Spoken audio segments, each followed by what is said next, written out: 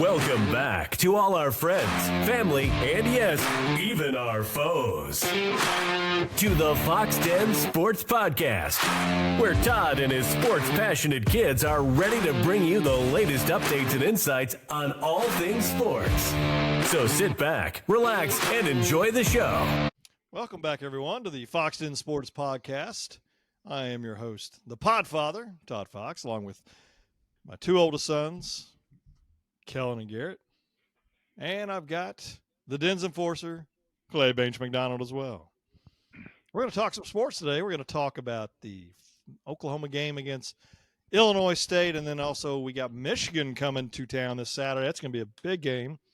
We've only played Michigan one time in our history on January 1st, 1976. Oklahoma won 14-6 in the Orange Bowl. Pretty interesting. It'll be fun. It'll be a huge game. Kickoff time, 6:30 in Norman. It'll be awesome. But Garrett's going to lead us the way for quite a bit, and he's got some Oklahoma stuff he's going to talk to us about. What do you got, Garrett? We'll just start off real quick. What most people are probably coming to see, and that is some reviews about John Mateer. So what is everyone's opinions, thoughts on his performance on Saturday? I think he was just doing everything he needed to do.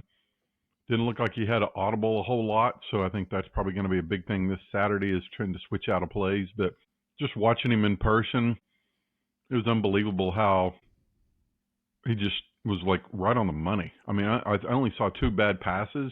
Didn't complete. I think he had more incompletions than that, but two bad passes. One he just completely overthrew, and then the interception was really not a good pass at all. But you know, when that happens, you never know if the receiver's in the right place or whatever the case may be. But I like the fact also that he could get out of a couple of jams and was able to get around some people. And I think one play they, he was able to get 7 or 8 yards on, it was like 2nd and 6 and got a first down out of it.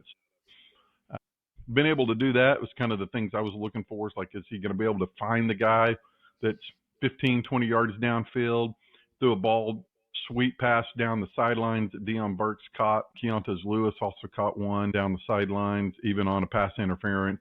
But he was throwing them across the middle. I mean, and I think they said he was it 9 different people caught balls. So that's, he just out there and playing. Whoever's open, people kept saying this all along. He's going to be the type of quarterback that can make everybody look better. And it was really nice to get some good quarterback play back for the Sooners this weekend. Okay.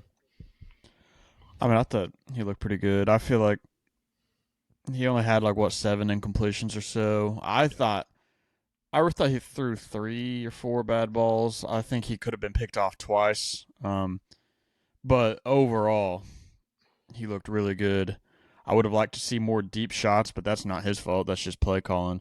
But he had more yards than Baker in his first game at Oklahoma, which I know it's against one of these smaller teams, but still, Baker had 391 or something, and Mateer had 398, or I can't remember exactly, but he looked good. I felt like his decision when he was scrambling looked good. He made some guys look like fools out there, breaking their ankles, and just looked super comfortable for the most part. So I think if we actually were missing some linemen, once we get that back and we get a stronger run game going, especially, it's just going to make it even smoother. But I have no complaints so far. I think it was a good first game for sure. I thought he looked good. I mean, he was 30 for 37, 392, 3 touchdowns, interception. He scored a touchdown on the run as well, 7 carries, 24 yards. I know after that first series, we were 3 and out, and we're just like, really? I mean, and I don't think it was the first series. Was it the second series that he tried to throw that ball deep? That one, and it didn't look, or we were right in front of us. It wasn't really close. And there were 3 guys on, I think it was Burks. I'm not 100%.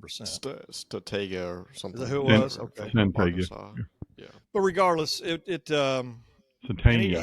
did throw some balls that were bad, but I was making the comment at the game that I was glad that they were low, not high, because if you sell it, then it's going to be, sells on him, then it's a possibility of being an interception. There was a couple I thought that were dropped, odd out of the backfield. I think he kind of slipped and he dropped the football. But overall, I mean, heck, man, it was a vanilla offense. I think we could have put a lot more points on the board if we really tried. I think we were just trying to get out of there healthy, and for the most part, I think we did. But I think he looked really good. He's the kind of guy that hopefully one of my kids will name their children after one day. I thought he looked phenomenal. I think kind of Clay and Kellen pointed it out, but he was able to escape the pocket when needed. And my favorite part, too, again, in one game, but he never forced getting out of the pocket. It always was last second, like, okay, nobody's open. Like, I got to get out of here. Yeah. And even when he did, he always kept his eyes downfield. I'd rather do that and, get a 2-3 yard run compared to only just dedicating to the run and maybe missing an open player. But no, he looked really good. I think, kind of like Kellen said, I think majority of his misses were pretty bad misses in this sense that the receiver had no chance at all. Like it was either underthrow, pick, overthrow. But no, I think he looked great. I think he's everything we expected and had heard coming into the season. But kind of on Dad's note, vanilla offense. I know Ben Arbuckle's first game as well, calling the plays. One thing I like to see is that he's on the field as well. I think it's important for a guy of his stature and his position to be on the field to be able to coach the quarterback. But anyways, did you guys have any thoughts on that? I know personally, I think we just had so many guys open. I don't care who we were playing. It just seemed like there was always an option for him. I like him on the field. I think you get to feel how the team is. You're getting all that going, knowing how people are reacting. You can get on the phone, talk to them, whatever. And I guess they get up top so they can see the whole entire field. I get it, but be on the field. I think it's just better, personally, for engaging with the teammates. I think it just comes down to what the coach likes. Personally, if I was calling plays, I'd want to be in the press box so I could see everything, see how the defense is exactly lined up, exactly where they're at. And I felt like I could concentrate more if I didn't have all these people around me. But Lincoln Riley may be the best play caller there's ever been in college football, and he had a little sheet about the size of his palm that he called all his plays from on the field while he was also the head coach. And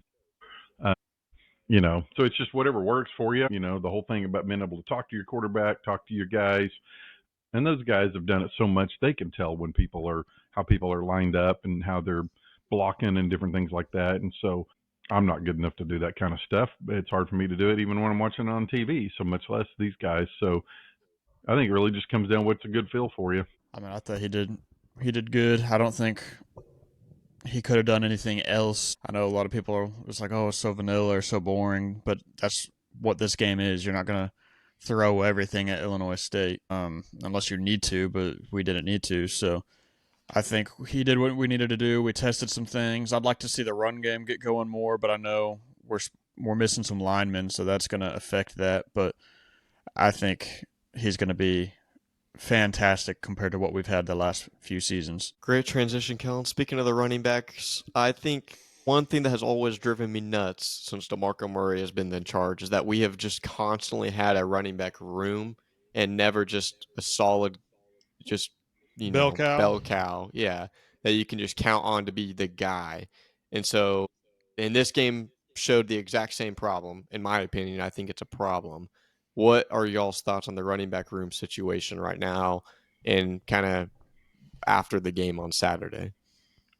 I just watching the game. I mean, I wasn't very impressed with our running backs. I mean, everybody's complaining about the line, but I think we missed a lot of open holes. Now, on the flip side of that, I think we called about 3 plays, honestly, 3 to the right, 3 to the left, maybe the same kind of running plays. So and I counted, they always had at least 6 guys in the box, sometimes 7, and which means it's very hard to run when you only got 5 people blocking, sometimes 6 if Kanik wouldn't split out. So it makes it a little hard to run, but I felt like our running backs missed a lot of holes. Everything you just said, Garrett, I think that we no guys could get in the rotation. I'm still interested to see what's up with Jaden Ott, if he's hurt, if he's getting punished, if he's really just maybe he's the 4th best running back. But, and Taylor Tatum, we didn't even get to see him. I don't think he even suited out. I think he's still injured. But I think there's a lot more to our running game than just 3 offensive linemen being out right now. And people are talking about how good Blaylock did. But remember last year, everybody's talking about how Xavier Robinson should be the guy. And then he was third guy in this week. So it's hard to tell. Okay. I mean, it is hard to tell. I'm hoping that maybe this was just kind of testing the waters on some, and maybe we will have a clear-cut one in the next couple of weeks, because I do agree. I'm not a fan of just not knowing. Last year was so strange in the running back room, but I think we'll get it figured out. I thought, what was his name, number 6? He was looking pretty decent when he got going, but we'll see. I don't know. Have we heard what the injury was when he got taken out? The shoulder stinger. Yeah, I But think Dad called it immediately. It was just a stinger, and I think that's probably all it is. Okay. Well, I mean, I think it was just a vanilla offense. I know we did have, if Susi is actually a starter, then we had three linemen out. 3 starters, I guess I should say. And they did have a few holes that our guys couldn't hit, but I just think it was such a vanilla offense that we just didn't play that well for the run, and that was kind of disappointing. So I think our offensive line still needs improvement, but from a running back standpoint, I like him, Barnes. I don't want to see him be the starter. I think obviously Blaylock will look good, Xavier Robinson. With Ott, I didn't watch the game on TV. I just heard some folks say that he looked like he was not happy, and his body language was pretty tough. So he's got to shape that up. I think he's probably in the doghouse from what it sounds like to me. I haven't heard anything, don't know anything, but I just think that's the case. And to Garrett's point a little while ago, I mean, I want a bell cow. I want a guy that we can count on. And I know offensive coordinator has said that hypothetically, if he's got somebody that's rolling, then he'll keep him in. But you got to get more carries, I think, in order to get rolling, in my opinion. So we'll see. Hopefully, and we've seen this in the past, not necessarily, obviously we got a whole new offensive system and all that, but we've seen it in the past where we've had the first couple of games where it's rough, and then all of a sudden we break out and we're okay. But I expected a lot more than 103 yards rushing. I was expecting at least 150, to be honest with you. Do you guys think that team can beat Michigan? Why or why not? The line came open at OU favored by 5, and I think now it's up to 6.5 last time I checked. So early money, which they always say the best money is the day before, the smart money is the day before on what the people that spend a lot of money. But the early money is on OU. I didn't get to watch enough of Michigan to think the reason why I think we can win for sure is one that we have a quarterback. 2, our biggest strength, which I honestly think we might be the best run defense in the nation. We'll find out this week. This will be our best running offense we'll play all year long, probably. If we can, that being our strength and based off of Michigan's strength, I really think that that's how we're going to end up winning the game, is we're going to be able to hold those guys, under 20 points. And so I feel like if that doesn't happen, if they're getting around over 200 yards rushing, it's going to be pretty tough. I think if the game was at Michigan, I'd probably be picking Michigan to win. But since it's at OU, and I think the crowd's going to be crazy with game day and everything, I think that's going to propel us to the victory. I think we can definitely win, and I think we will win. I think I'm interested to see how our run defense improves, because I just felt like we allowed a few random 8 to 12 yard runs that just should have never happened. So playing against a team like this that is one of the better running teams will be interesting. But if we can get that cleaned up, I would take a veteran quarterback over a true freshman quarterback any day. And I think we will. I think home field advantage, like Clay said, is definitely going to play a factor. I just truly believe that we should win and we will win this game. I think we're going to win. I do. I think Michigan, I didn't get to see much of the game other than what we saw whenever we were eating after the game. But I just think that they're going to have freshman quarterback. And like we said, I think I said last week, he's either going to do really well or he's going to struggle. And I think it's going to be tough. I think our defense is good, but Again, it's going to come down to the battle of the trenches. I think we have a good defensive line. I am concerned about the offensive line. We'll see how that happens, how that goes. It's only the second time these two programs have ever played. That is pretty impressive, pretty cool. It's a team you're not going to be able to see that often in Norman for sure, if ever again. Possibly, but you never know. But I mean, I expect us to win. I don't think it's going to be a blowout by any means. I heard some folks saying, "Oh well, Michigan didn't look very good." You can look bad one week, and if you play good the next week, who knows? And it's a homecoming for is it Sharon Moore? Is that how you say his name? Sharon Moore, the head coach. And Yeah. Nothing against the guy. He's not a Michigan head coach. He's just not. And I'm not trying. I mean, they may come out and beat us, but he's not a Michigan head coach. He's not in the same category as like a Bo Schembechler, and then Harbaugh. Obviously, he's just not one of those guys.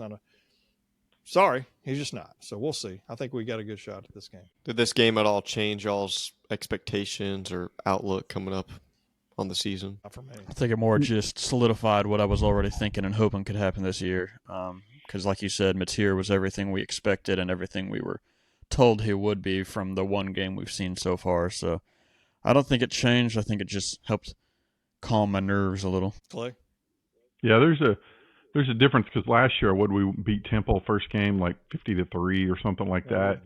Everybody's pretty excited and stuff, but man, watching that game, there was still a lot of, oh my Lord, what are we doing? And just the downfield passing, whether, I'm not saying there were bombs or anything like that, but just, the 15, 20-yard routes, something we did not see it all last year. And I mean, I'd have to go back and look, but I just don't remember us ever getting over 250 yards passing at all last year. And we had that in the third quarter. So the fact that we have an option, and if you're in an offense and you've got one that doesn't work, or you're always going to take the run game as the one that doesn't work, because passing you have so many different places to go.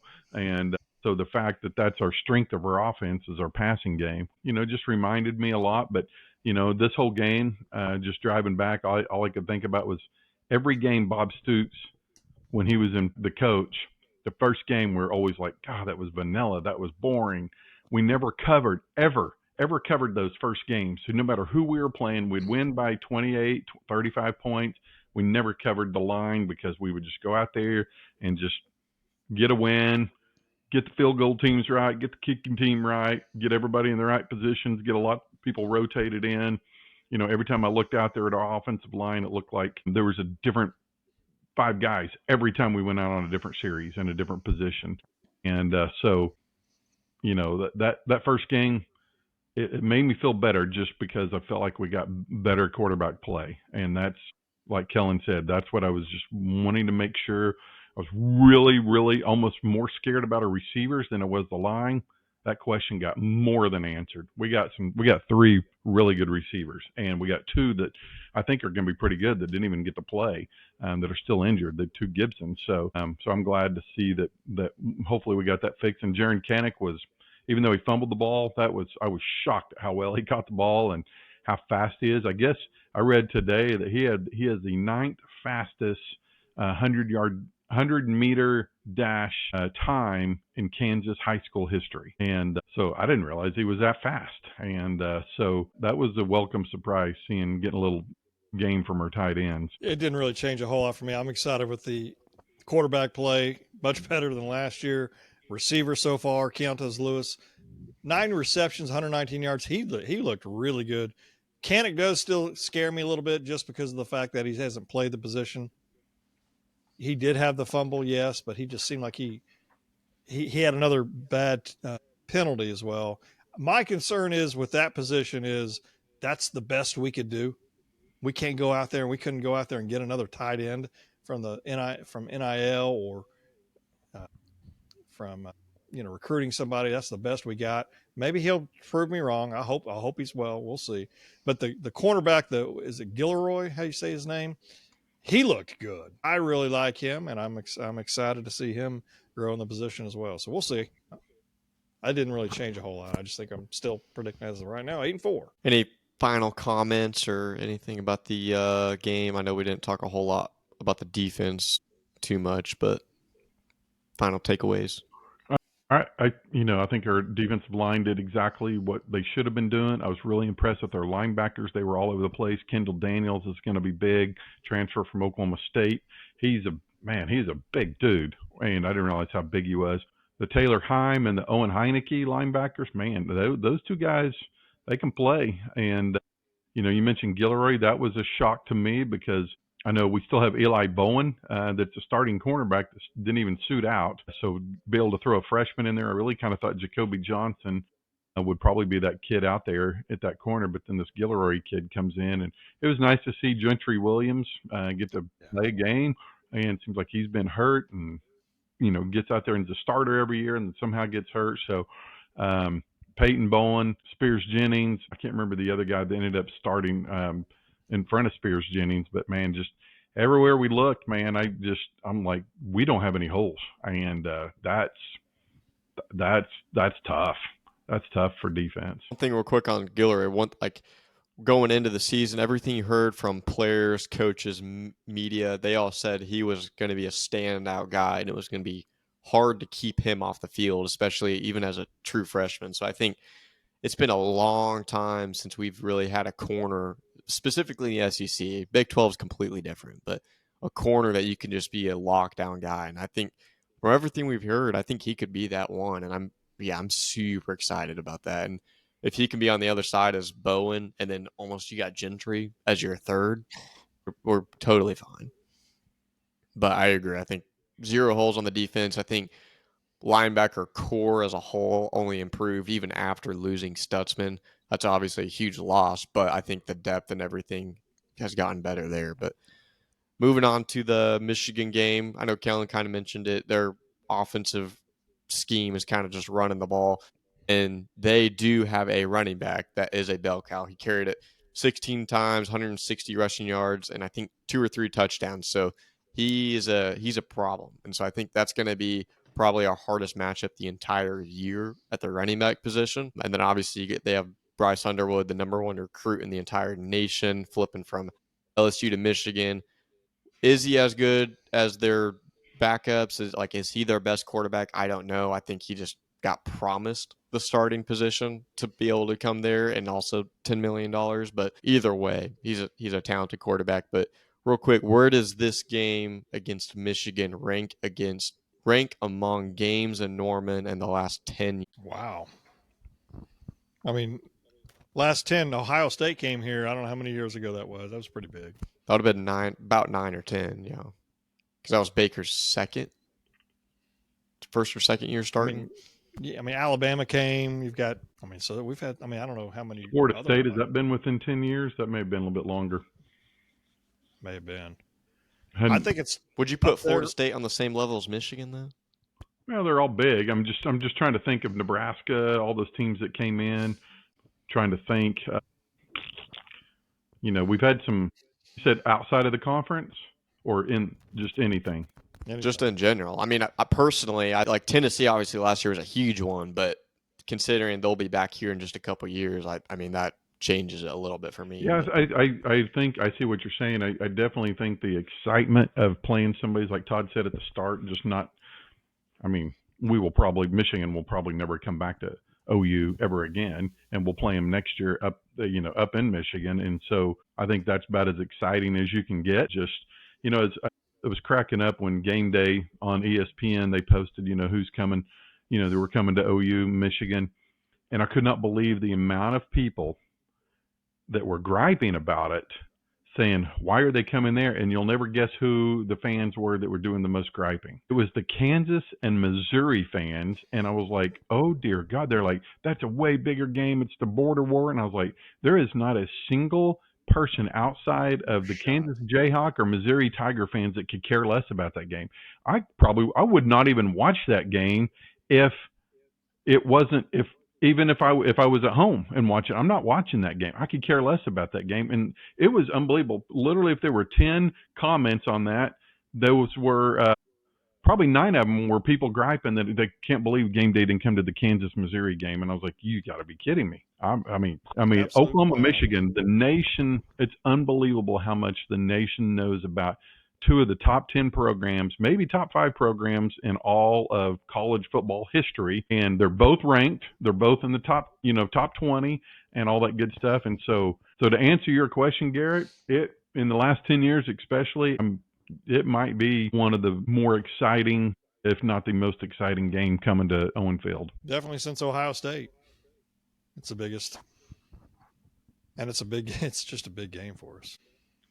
Yeah, I agree. I think in the last 10 years, it's probably top 3, probably number 2. Like, I'd say for sure, off the top of my head, it's got to be biggest since Ohio State because it's just unique.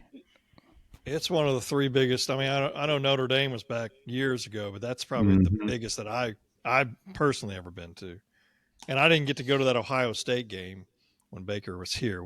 Obviously, we beat him the next year, but this is probably the second biggest game I've gone to.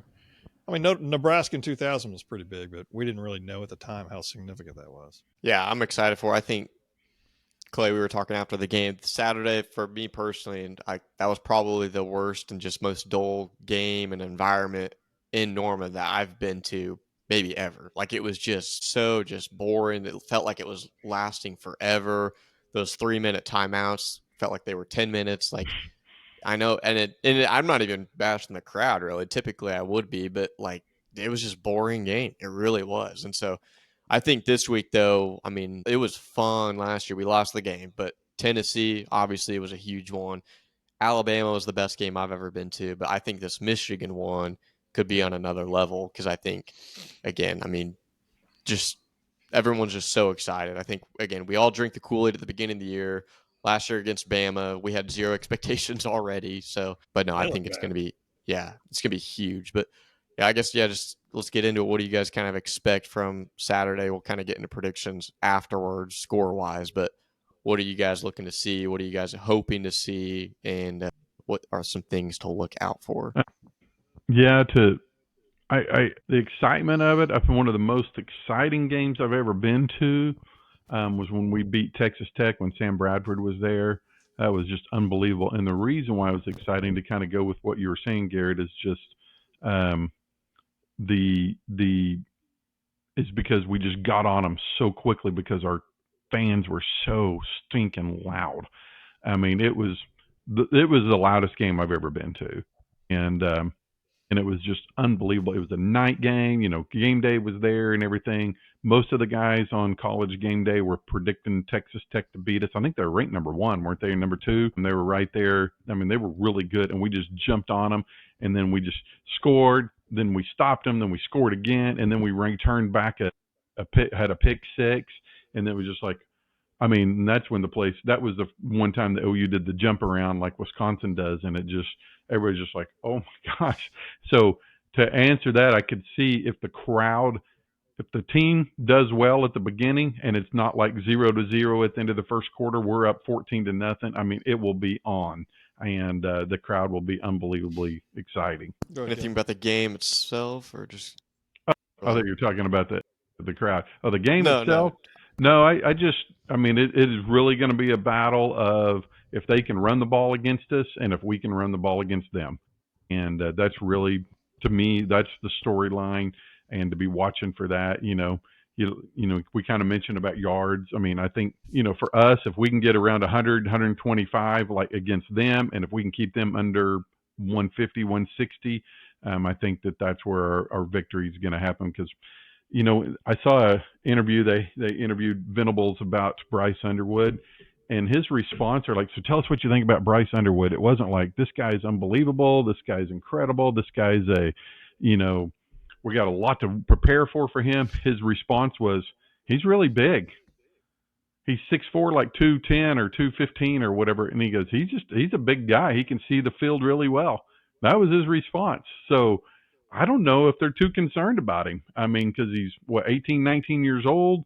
That's a big deal. I mean, Michigan will have him ready, but I think he's going to be handing the ball off a lot. And and so that's why I think it's so huge that we stop them in the run game and make Bryce Underwood beat us. And if he goes out there and beats us because he's on fire, then kudos to him. But I think that to me is the storyline of the game.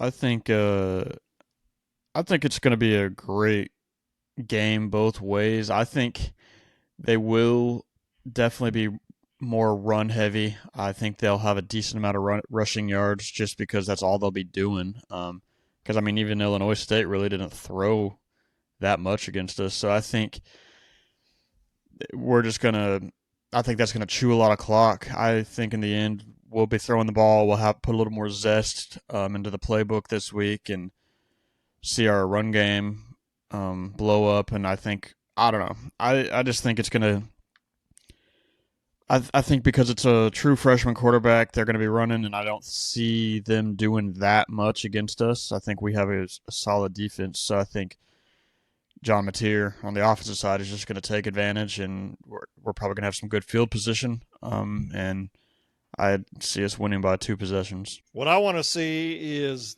battle of the trenches, and we win that battle. I want to see, number one, the defense has got to try to stop the run. And what does that mean? Play said, whatever, 120, 150 yards. I don't remember what it was.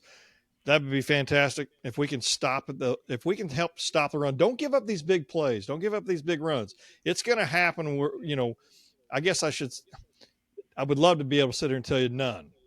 It's going to happen. Unfortunately, they're probably going to have at least one big run, one big pass, something of that nature. Usually, Brent Venables' defense generally always gives up big plays. It always has. If you look back in the history, don't give up the big play. Make them earn it. If they're going to go down the field, make them earn it and make it be physical, be more physical than them. I think they're going to be very physical with us. If we can be very physical, that'd be fantastic. I'd like to see pressure on the quarterback. We've got it. I didn't feel like we had much pressure on the quarterback at all this past game. I've got to see, what is it, R. Mason Thomas? He's got to get in there. I'd love to see some, I thought Kendall Daniels played a fairly decent game the other day. But regardless, we've got to be able to do that. We've got to be able to run the football.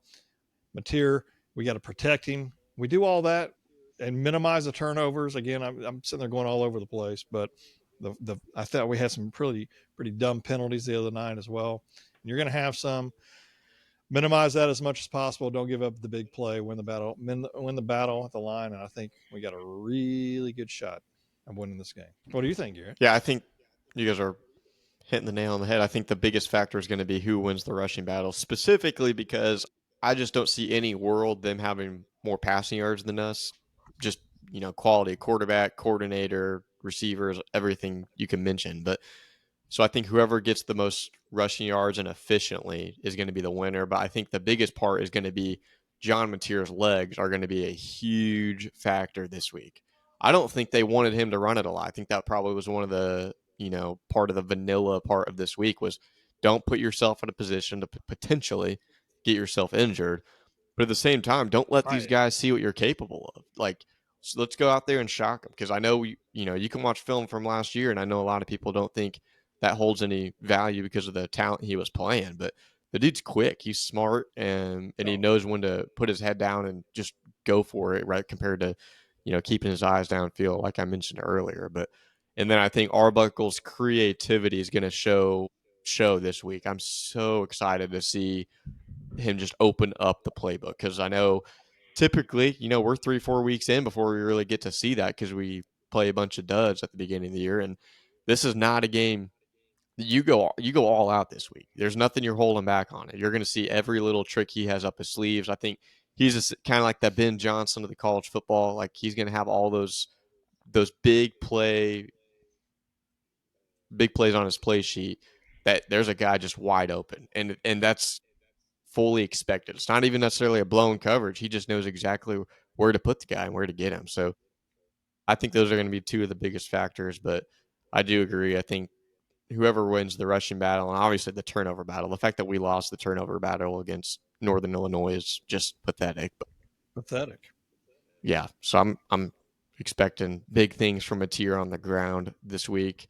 What are y'all's final predictions for scoreline wise? Yeah, I think it's going to be low scoring. I think Michigan's struggling a little bit on offense. It's just not a super high-powered offense, but their coordinator came from North Carolina, and he was Drake May's coordinator, so the guy can coach.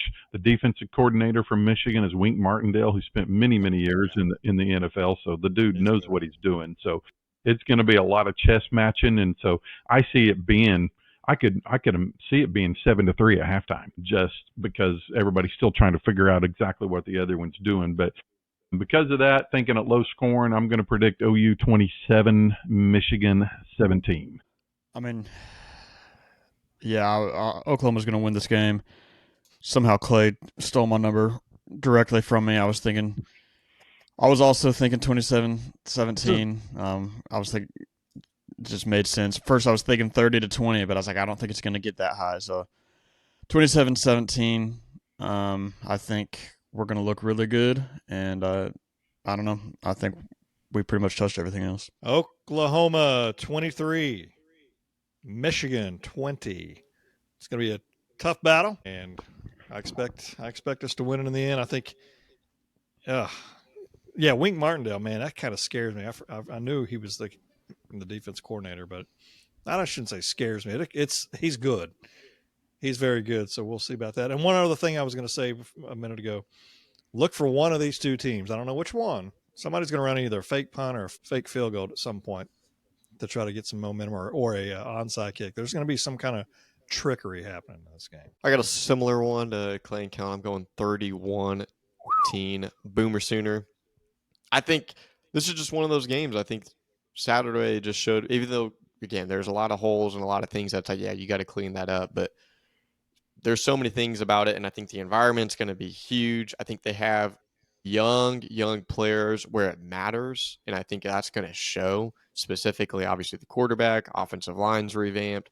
Defense, they keep losing players. Like, this defense is not the same talent compared to Harbaugh years. I think that's what we have in our minds. And don't forget their best defensive player got ejected, so he's going to miss the first half.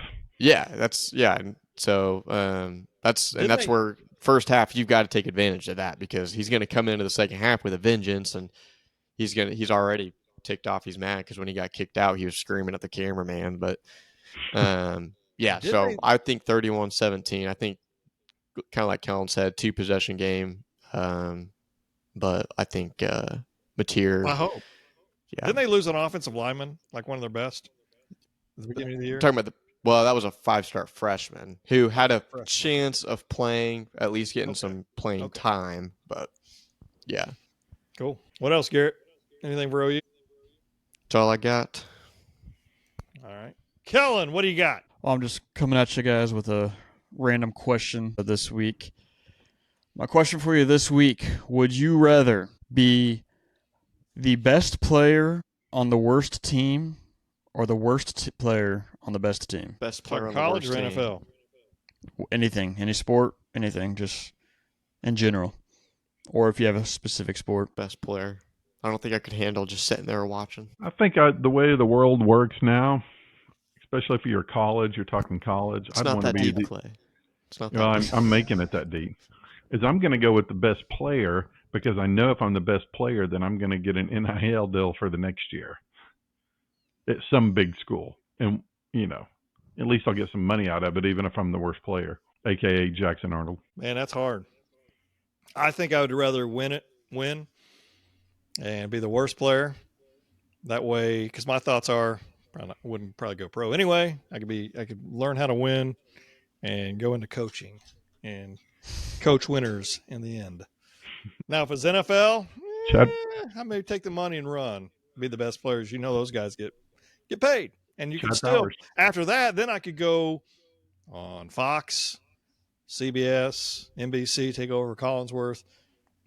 That's the way I look at it. I think it depends on the sport, obviously, but it's like NFL. If you're the worst player on the best team, they got 53 men. You run the very good risk of getting cut. You're not going to be the worst man on the best team for long. 100%. But if you're in like the NBA or something, I mean, I'd take being a Zhang or a Mitchell or any of these, like random, but college football. But if you go it depends on too, how deep do you go on the worst team? Because what am I playing for, some Missouri State or something? Like, I don't know. Not that deep, you're playing probably for the Missouri Tigers, but it's not that deep, Kellen. Dad would rather be like what is it, Flagger or whatever from the Thunder. Flagler. Yeah. Yeah, I know who you're talking about. Or compared to like a No, I Kyrie said or if Anthony I was Davis. if I was a professional athlete, I would want to be the best. If I'm a college guy, just out there having fun, picking up the chicks, all that. These kind of old stuff, guys, man, they can't just answer the question. Just I've got one final question, then we'll be done. It is Keep cut. cut for and keep for. And it's over travel vacation types. Okay, so you're going to keep for and you're going to cut for. Here we go. International flight, keep, theme park, cut, camping, cut, keep, cruise, cut. road trip. Just get in the car and you just. Depends. Yeah, that one is a hard one. I'm gonna have to say they are fun, but I just like to know where I'm going. Okay, So you're keeping or cut? I said keep. Or you said keep, but then you said but as if it was a negative. It is. It's a kind of a negative keep. Okay. A big city adventure. Sounds. Keep. I'll cut it. Can't say that. Mountain. Going in the mountains in a cabin, relaxing. Keep. I would kind of include Cut, 'cause I camping. just want to see what the last one is. What do you gotta got keep left? the last one. I got one. I got to keep. keep it. I got a cut, and I think it's going to be beach. It's beach trip, man. Keep it. Beach I'd trip. rather do mountains than beach, but okay. Would you really? Yeah. I would swap road trip for beach, but I'm pretty Beach is happy with my list. I mean, you go to the beach. I'll travel anywhere. Yeah, that's true. Get in the water, Clay. Yeah, sure. Well, first, There's show them animals guns that a eat little you bit. in there. we forgot to mention at the top of the podcast, today is Bench McDonald's birthday. Happy bench day. Somewhere- Happy He bench. is somewhere over 40 and under 70, somewhere in between. Doesn't look a People will day not- over 36. 69. People will not believe out there he's actually younger than me. Kellen, what did the guy say? Which my buddy said at the Coney place a couple weeks ago. What did he say? Who's that old guy on there? He Talking said, about "Who's the Austin? old guy?" I said, "That's my brother-in-law, the enforcer." Should we sing happy birthday or? Oh, he was watching the podcast? He watches the You're podcast. talking about me? I thought you were talking about you in the Dude, play. we're international, man. 16. Well, I'm not saying he's not watching. I just thought he was talking about you in Coney Island, asking who you were. Is he old? He's a Do I need to color my hair? no, because last time we Fire tried blue that, it again? turned out blue. So That's true. Silver and black do not turn out to be black. it was very interesting. I've thought about doing that to my beard, but I was like, I don't think so. Getting a little, Yeah, it getting doesn't a work. little gray. All right, well, that's it from the Fox Den. Reminder to everybody: subscribe. Shoot us some questions. We got a lot of good questions coming in. We got a lot of good banner going back and forth. Just remember, Garrett's got one more thing. Go ahead, Garrett. If you're going to the game, drink plenty of water. It's not even supposed to be warm. But for me personally, halfway through the first quarter, I'm screaming so much, I'm about to pass out. So drink as much as you can because we are going to have to be rowdy. If you're Be there, rowdy, look for folks. us. We'll be Or there. just- Game day is going to be there. We've got a special guest coming up here in the next few weeks. We've got a good guy coming on. A friend of mine's cousin will be on. He's going to every single game day experience and the game actually as well. So he went to Ohio State last week, going to Oklahoma. We're going to get his take next week on his thoughts. That'll be something cool to look forward to as well. And again, subscribe to our podcast. And I just want to let everybody know if we made you laugh or if we made you mad, then guess what? Mission is accomplished. So you Missouri Tiger fans out there, keep crying, keep whining. Because you guys stink anyway. But see you next time on the Fox Den. Adios, Boomer Sooner. Goodbye, everybody.